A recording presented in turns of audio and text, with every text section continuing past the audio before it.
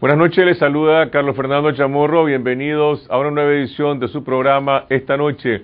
La semana pasada se llevó a cabo en Managua una conferencia sobre el tema del control civil democrático en el sector de la defensa en Centroamérica, con la participación de destacados expertos nacionales e internacionales en estos temas.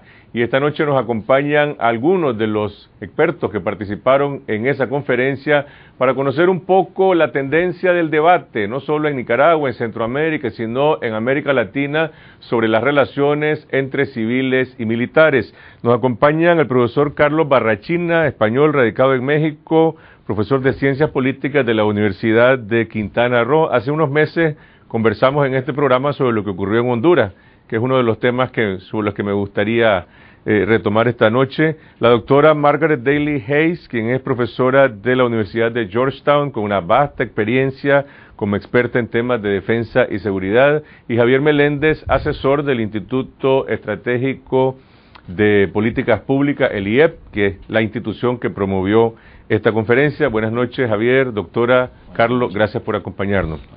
Me gustaría empezar casualmente por el tema de qué dejó la secuela de lo que ocurrió en Honduras hace un año.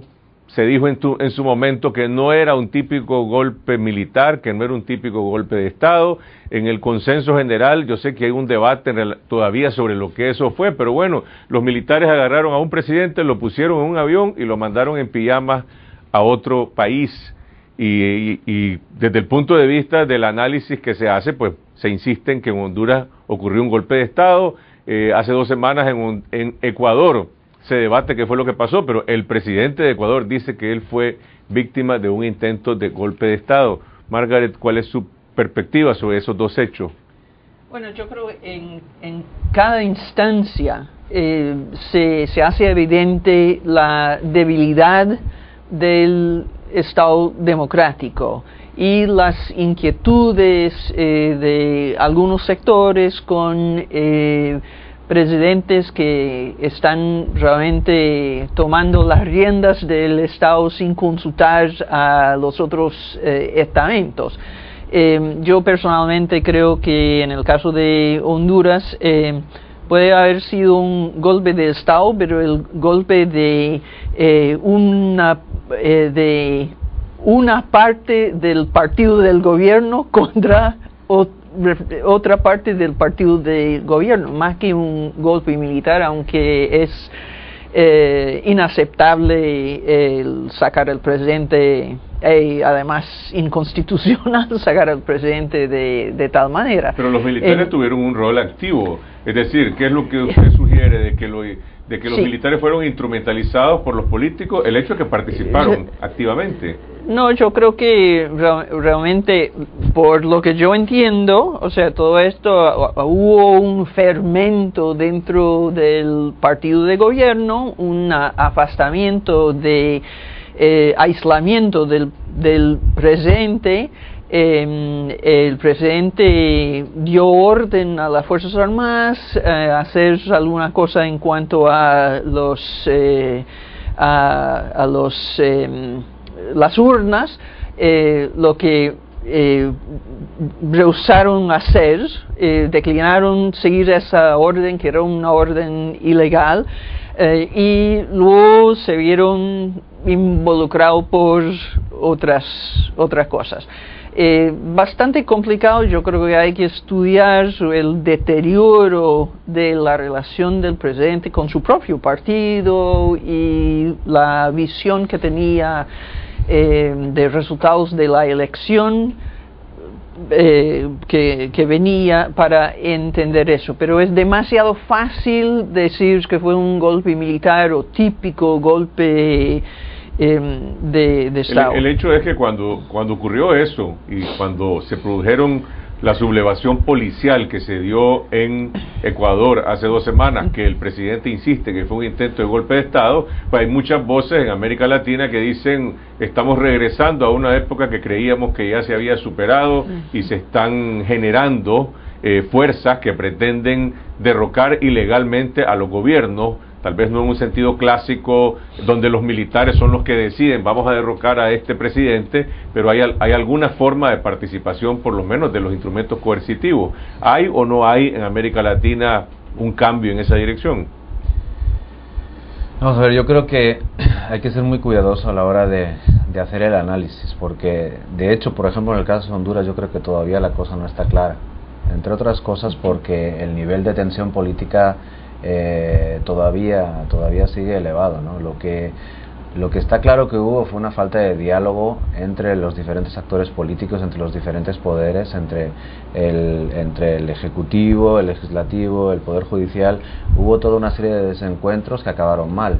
Hubo una utilización del ejército desde el primer momento por parte del gobierno de Zelaya. El jefe del ejército era el primo hermano de la esposa de Zelaya, el que le sacó del país. Entonces, hay muchos interrogantes que yo creo que hay que ver con calma. Hay una comisión de la verdad que preside el ex vicepresidente de Guatemala, Eduardo Stein, que debería de presentar resultados a finales de este año, dijo él en una entrevista que brindó en este programa. Entonces yo creo que en este sentido, por ejemplo, Zelaya utilizó a su primo hermano y a la Junta de Comandantes en febrero para tratar de nombrar a la presidenta de la Corte Suprema de Justicia. Hizo pasear a toda la bancada liberal, que es su partido, por delante de la Junta de Comandantes para tratar de presionar hacia un nombramiento que no salió porque ya tenía una confrontación con su propio partido y con el Poder Legislativo. Entonces son cosas muy complejas, ¿no? Incluso el mero hecho de la salida del presidente, yo creo que lo que tenemos que analizar y que todavía no está claro, y que lo hemos de hacer con tranquilidad, porque por ejemplo, si efectivamente el presidente Zelaya ya había una orden de detención porque supuestamente había cometido un delito, ¿qué caso es sacarlo del país? Para personas inteligentes. Bueno, pero el hecho es que lo hicieron. Sí, pero el hecho es que el jefe del ejército era el primo hermano del presidente. Entonces, yo creo que hay que aclararlo. Si fue el presidente del Congreso el que ordenó la salida de Zelaya, tenemos que saberlo y hay que en cierta manera señalarlo, aunque hayan hecho todo esto del perdón político. Vamos al caso del Ecuador. ¿Hay mérito en lo que dice el presidente Correa de que él ha sido víctima de una intentona de golpe de Estado? En Ecuador vimos al ejército rescatar al presidente de un hospital donde lo tenían secuestrado, dice él, unas fuerzas policiales sublevadas. Ahora, ¿se puede catalogar eso como un intento de golpe de Estado, lo que pasó en Ecuador? Yo no conozco bien el caso de Ecuador, a lo mejor Margaret lo conoce mejor, pero lo que sí que coinciden los analistas, nosotros formamos parte de la red de estudios de seguridad de América Latina y recibimos muchos correos de gente que sí que conoce el tema. La mayoría de las opiniones, no sé si estás de acuerdo, pero señalaron de que el presidente se apresuró en ir donde no tenía que ir y que motivó una reacción que posiblemente no se hubiera provocado si no hubiera actuado de forma impulsiva. Pero el secretario general de la OEA, José Miguel Insulza, dijo que efectivamente, de acuerdo al análisis político que él hizo en Ecuador, había un intento de un golpe de Estado, no clásico, evidentemente. Ahora, le pregunto a usted, ¿qué es lo que está pasando? Por lo que yo entiendo, hubo algunos elementos que tenía esa idea. No está claro y lo cierto de que un estamento, la policía, intentaba hacer el golpe. Yo creo que hay que analizar dos cosas.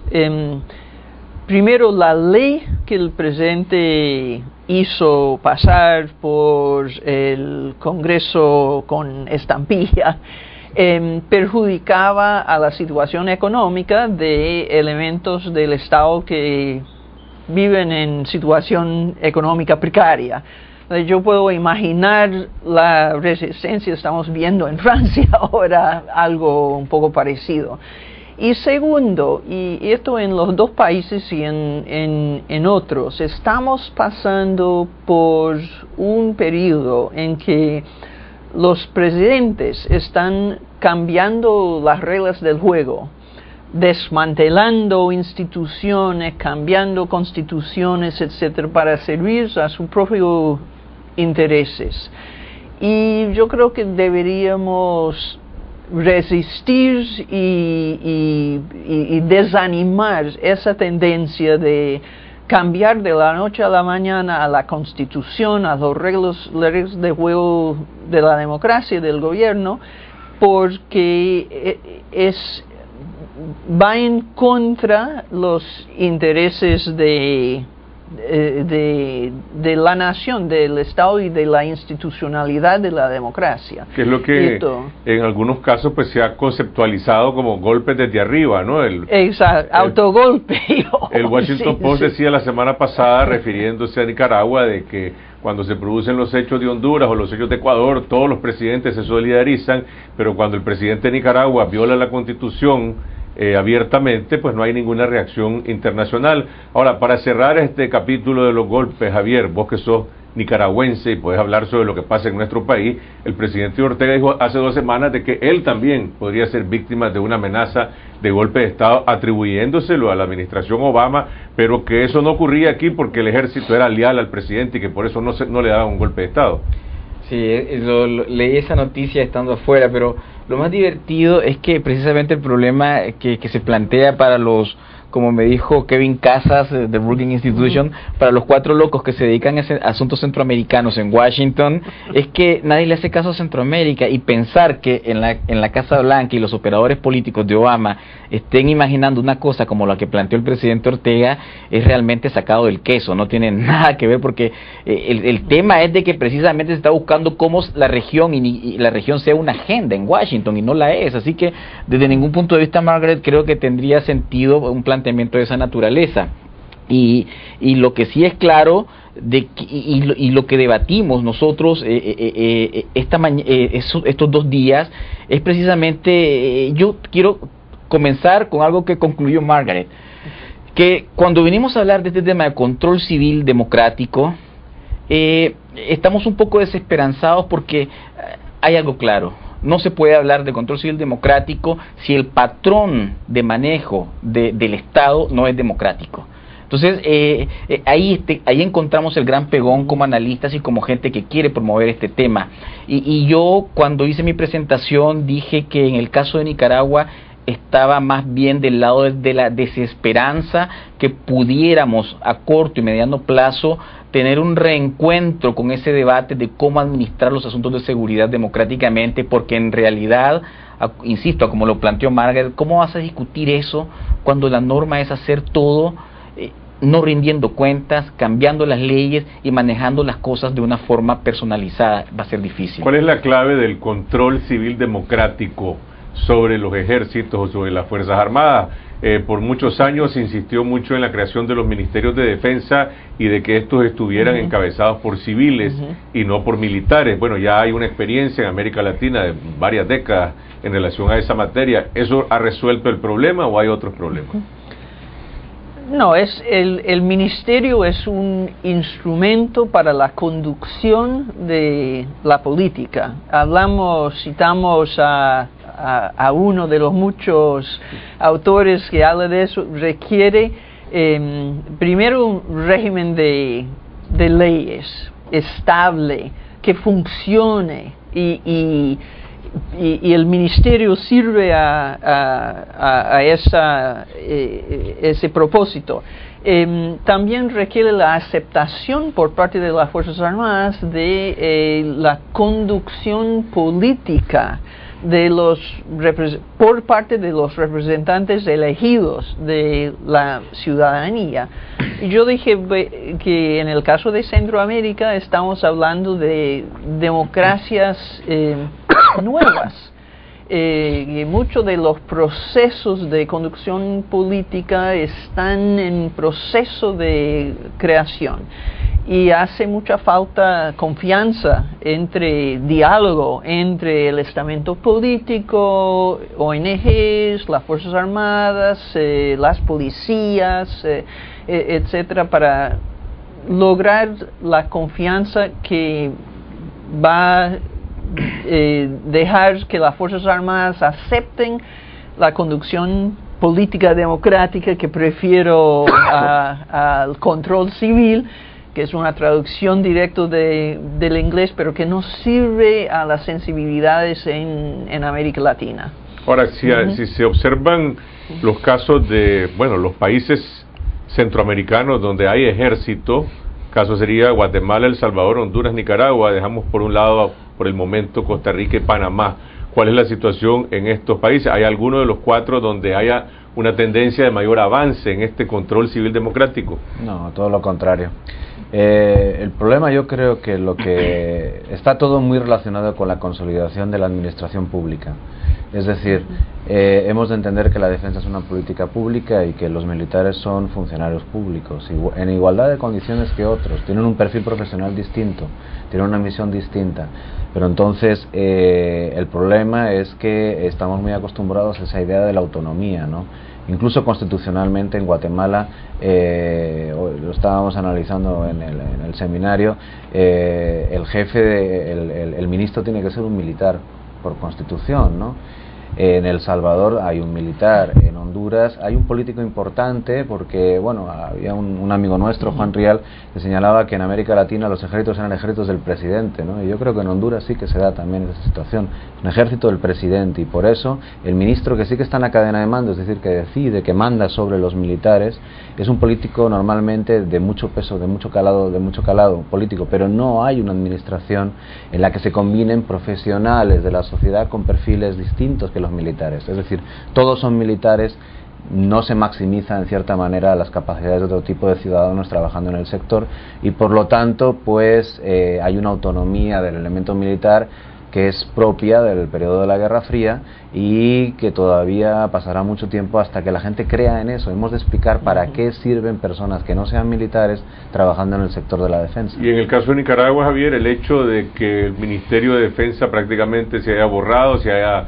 debilitado, no hay ministro, hay una secretaria, hay una relación muy estrecha, muy directa del presidente con el ejército, no solo en circunstancias como las que ha vivido el país en estos días, que es normal el ejército y la defensa civil participando en fenómenos frente a fenómenos naturales como el de las lluvias o algunos otros tipos de situaciones, pero para cualquier acontecimiento el presidente está acompañado ahora del ejército y de la policía. La pregunta es, ¿eso refleja que el ejército tiene más autonomía o tiene más subordinación a la persona del presidente?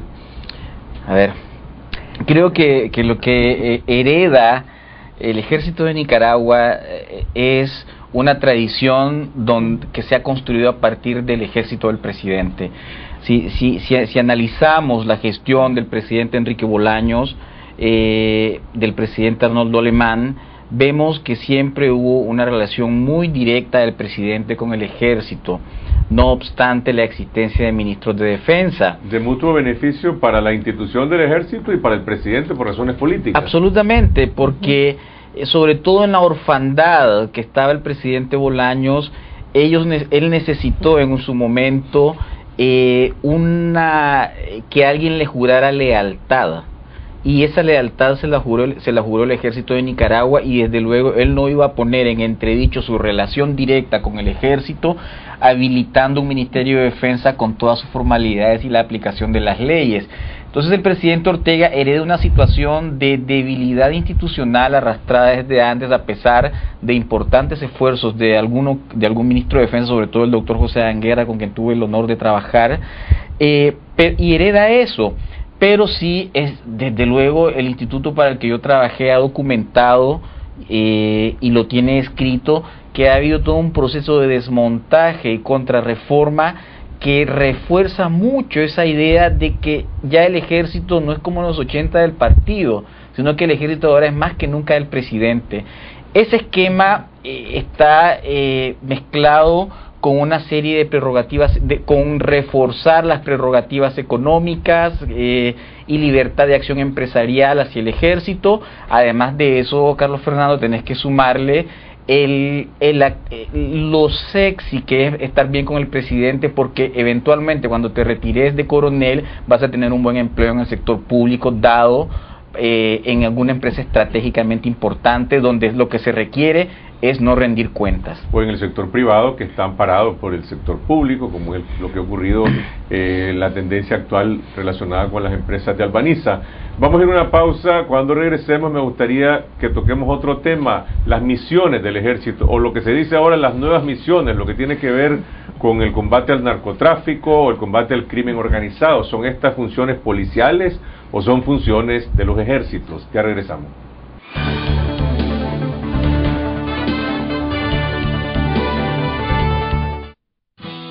En Banco Procredit apoyamos el desarrollo de la muy pequeña y mediana empresa. Promovemos el crecimiento de nuestros clientes brindando soluciones financieras a través de nuestra red de sucursales en el país. Tenemos una relación especial con nuestros clientes basada en la confianza. Estamos cerca, donde nos necesitan. Somos parte de ellos. Somos una gran familia. En Banco Procredit sentimos pasión por lo que hacemos. Farmacia Familiar, 1-807-1000. Hace tu sueño realidad. ¿Cuál es el tuyo? Ay, yo quisiera un carro nuevo para ir a la U, salir con las chavalas, ir a la playa. Sería genial, ya me lo imagino. Escoge entre carro nuevo, un Hyundai y 10 del año, el dinerito que estabas deseando, $10,000 en efectivo o la remodelación total de tu hogar. Seguí comprando tus medicinas en Farmacia Familiar, 1-807-1000. Descuentos sin cuentos. Cada día son más los que se divierten con los mejores chistes. Envía risa al 2200.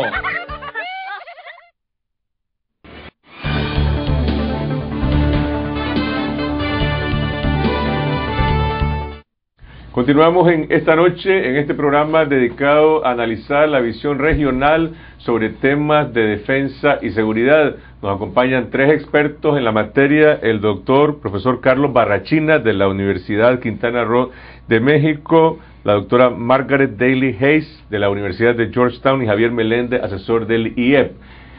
Vemos con frecuencia ahora el presidente Mauricio Funes manda al ejército salvadoreño a patrullar las calles porque la policía no puede con el crimen organizado. En otros países, ejércitos y policías compiten por quién lleva la voz cantante en la lucha contra el narcotráfico.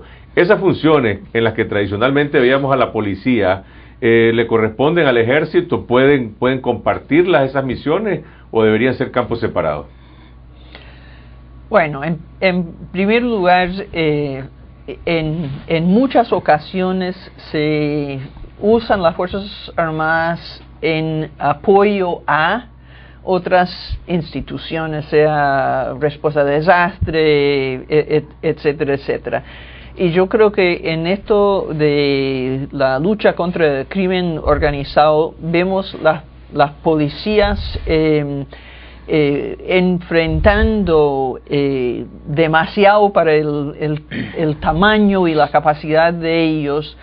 Y si yo entiendo bien, el presidente Funes está usando las Fuerzas Armadas en situaciones específicas, en las carreteras, por ejemplo, no en el centro de la ciudad, donde propiamente la policía tiene que mantener orden, pero la policía no está capacitado para la lucha armada. Y yo creo lo que estamos viendo en México, por ejemplo, es una lucha con armas fuertes que las policías no tienen el entrenamiento, no tienen los instrumentos, etcétera. Yo quisiera que las Fuerzas Armadas no tuviesen que participar en esas cosas, pero yo creo que hay que reconocer que el crimen organizado ahora realmente está superando la capacidad de las fuerzas de seguridad pública en muchos países de nuestra región. En el caso de México, Carlos, el ejército... Bueno, el presidente Calderón se está apoyando mucho en el ejército. Hay muchas críticas de que están perdiendo esa batalla. Es que va a ser muy difícil, es que es una batalla bien larga, por así decirlo. Efectivamente, Calderón se ha implicado con su gobierno en una cosa que no sabemos exactamente la dimensión que tiene. No hay resultados positivos hasta la fecha. Se está trabajando con todo el aparato estatal, entonces está implicando ejército, está implicando policía, está habiendo una reforma de la policía, pero aparte del problema de corrupción muy grave dentro de las corporaciones policiales, entonces se está tratando de depurar a las policías al mismo tiempo que se está tratando de buscar un nuevo modelo policial. Es un fenómeno muy complejo que no va a ser de corto plazo. Si el próximo presidente no se implica en esta lucha, probablemente va a ser una política de sexenio que quede más o menos olvidada. El punto, y yo ahí tengo una gran preocupación porque el tema no es para nada sencillo. El problema es que si México triunfa, y ojalá triunfe, desde mi punto de vista, el problema es que los narcotraficantes van a tener que seguir operando. Y si hay una pinza en Colombia y hay otra pinza en México, entonces vamos a tener muchos más problemas en Centroamérica, ¿no? Lo cual pues es algo preocupante, porque México es un país que, queramos o no queramos, tiene dinero. Eso es lo que escuché a un profesor de la Universidad de Miami referirse sobre ese fenómeno como el efecto cucaracha. Sí, claro. Y se aplasta a los narcos en un lugar, pero de todas maneras se expanden y se acomodan en otros países. Están aquí, o sea, están entrando en cualquier bahía y puertito chiquitito por toda América Central. El tráfico pasa por América Central, vía terrestre, vía marítima, vía aérea, etc. Pero ¿cuál es la línea divisoria o la frontera en esa colaboración? El Código Militar nicaragüense usa la palabra coadyuvar. El ejército coadyuva con la policía en la lucha contra el narcotráfico. De hecho, el ejército tiene helicópteros y tiene fuerza naval, la policía no lo tiene. Sin esos recursos técnicos es muy difícil librar de manera efectiva esa batalla. Sí, es decir, es que es un asunto no solo de doctrina, es un asunto también de posibilidades y capacidades. Sí. Es decir, yo me confesaba hasta hace muy poco un fundamentalista en términos de que los ejércitos no deben de hacer eso, pero ya cuando uno pasa los 40 años se pone un poco más práctico y uno concluye de que realmente las Fuerzas Armadas de Centroamérica son las que tienen la capacidad de intervenir frente a un problema como el crimen organizado en un nicho muy puntual, que es la interdicción, que es el patrullaje, y esas capacidades las tienen los ejércitos, no las tienen las policías. Entonces hay que ser realistas, y realmente el tema se llega a plantear en términos de los procesos de toma de decisiones también, es decir, quién está controlando la participación del ejército en ese tipo de actividades de seguridad interna, en qué términos, cómo se hace, cómo se organiza, y ese es lo que creo que el taller que tuvimos en esos días trajo a la mesa, es decir, vamos un poco más allá al debate de en qué términos se deben de hacer las cosas, y volvemos a un punto, que para llegar a ese debate necesitas de civiles participando en la toma de decisiones y en la reflexión con los cuadros militares y policiales sobre la forma en que se deben de enfrentar ese tipo de amenazas. Ahora, en ese aspecto, por lo menos en el caso de Nicaragua, hay un retroceso. Es decir, me da la impresión que no hay un debate público, no está en la agenda pública el tema de seguridad, pareciera un asunto privativo del mando militar y el presidente de la República. Y contraviene precisamente lo que la totalidad de los especialistas en ese evento dijo.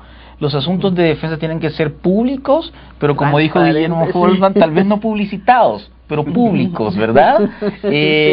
Tienen que ser abiertos y transparentes, y en ese sentido, como nicaragüense, yo concuerdo con tu planteamiento. Estamos en un proceso de contrarreforma muy agresivo, donde los asuntos de seguridad se están tratando de una forma muy monopólica, muy secretiva.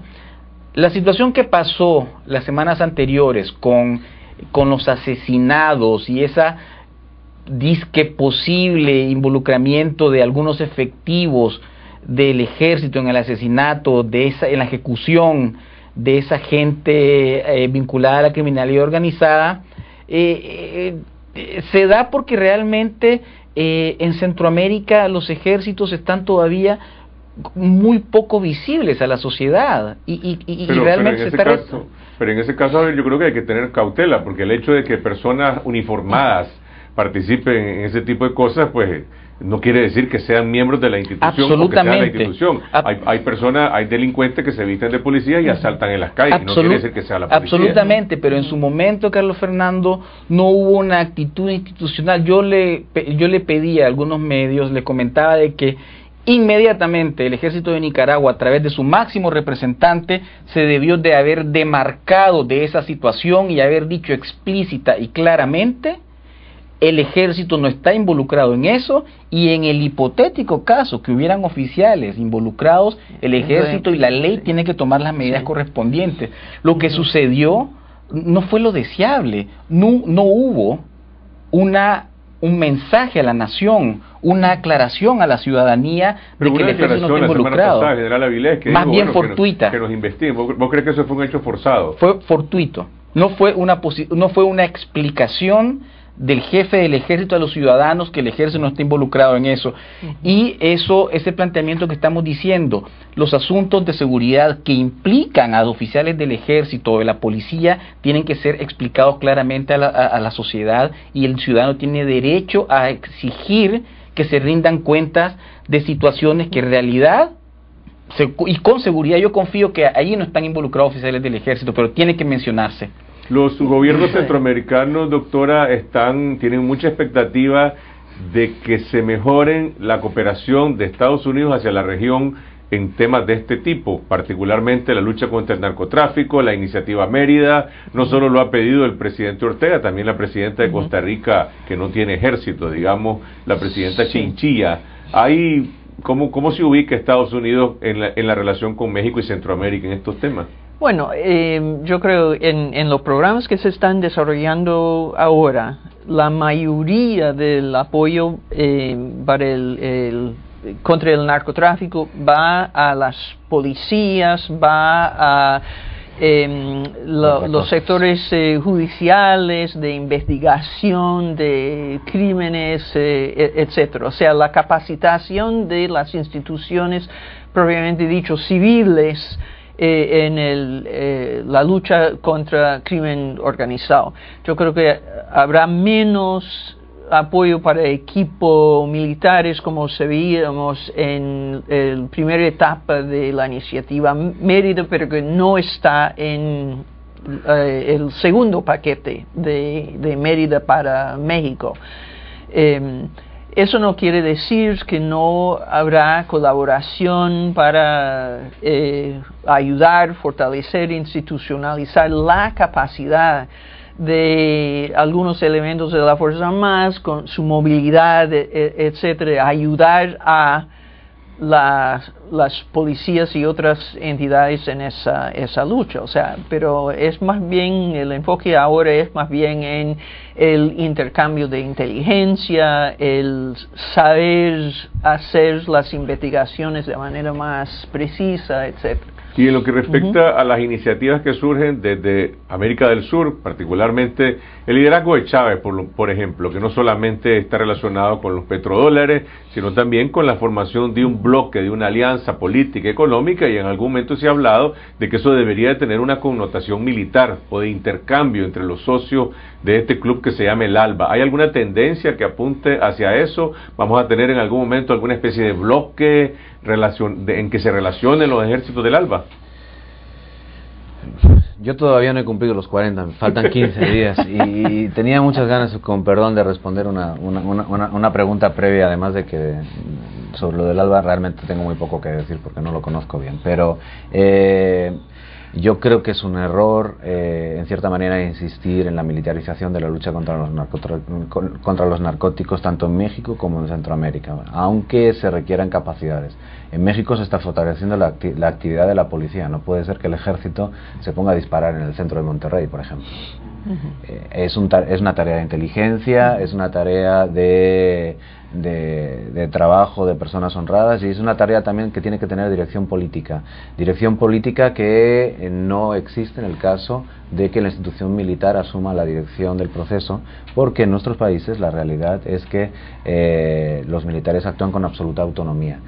En el tema del ALBA, la verdad no tengo opinión, no tengo. ¿Usted, doctora, tiene alguna pista de para dónde va el ALBA en temas relacionados con ejército? Bueno, yo creo que hay un deseo de armar alguna alianza pero hay contra ese deseo la posición de casi todo, con excepción quizás de Ecuador, de todos los países del oeste de América del Sur. Y yo no creo tampoco que Brasil y Venezuela de cierta manera están en una campaña uno con otro para dominar, para liderar América del Sur, y mucho mejor sería que Brasil liderara que Venezuela y ALBA. Y yo creo que también dentro de, vamos a ver, un par de años más, vamos a ver si la economía de Venezuela tiene capacidad de cumplir con todas las promesas y las compras, etcétera, que se está Pero está pensando. haciendo grandes compras de armas, Chávez, en Rusia, ¿no? Se anuncia grandes compras de armas y lamento que nadie está... Lo que menos hace falta, por ejemplo, es una fábrica de AK-47 en Venezuela distribuyendo su producto por toda América Latina. Yo creo que hay que... La región está convencido en su mayoría de que no hay competencia entre estados. Y es alarmante que unos quieren repetir esa historia. Estuve en una reunión hace poco que organizó en Washington, el Washington Office for Latin America, sobre UNASUR, y estuvo el ministro de Defensa de Ecuador, estuvo Marcos Robledo también. Y me impresionó mucho que el ministro de Defensa de Ecuador se demarcó absolutamente de ALBA. Es decir, él lo vio y lo tengo anotado, inclusive él me dijo así, yo le pregunté sobre eso, porque somos socios, ¿no?, de Venezuela, le pregunté sobre eso y él dijo que ALBA son encuentros donde se discuten algunos temas de seguridad, pero lo descartó, se demarcó completamente y él asumió UNASUR como el escenario de cooperación para la defensa de esos países. O sea que a lo mejor vamos a tener una línea aérea del ALBA, como dicen, y no un ejército del ALBA. Muy probable. Vamos a ver. Gracias, Javier Meléndez, gracias, doctora Margaret de Daly Hayes, gracias al profesor Carlos Barrechina, gracias a ustedes por acogernos en sus hogares. Nosotros regresamos el próximo lunes a este programa, estaremos fuera del país en los próximos días. Aquí estarán nuestros colegas de esta noche con ustedes siempre a las 8 de la noche en Canal 12. Hasta entonces.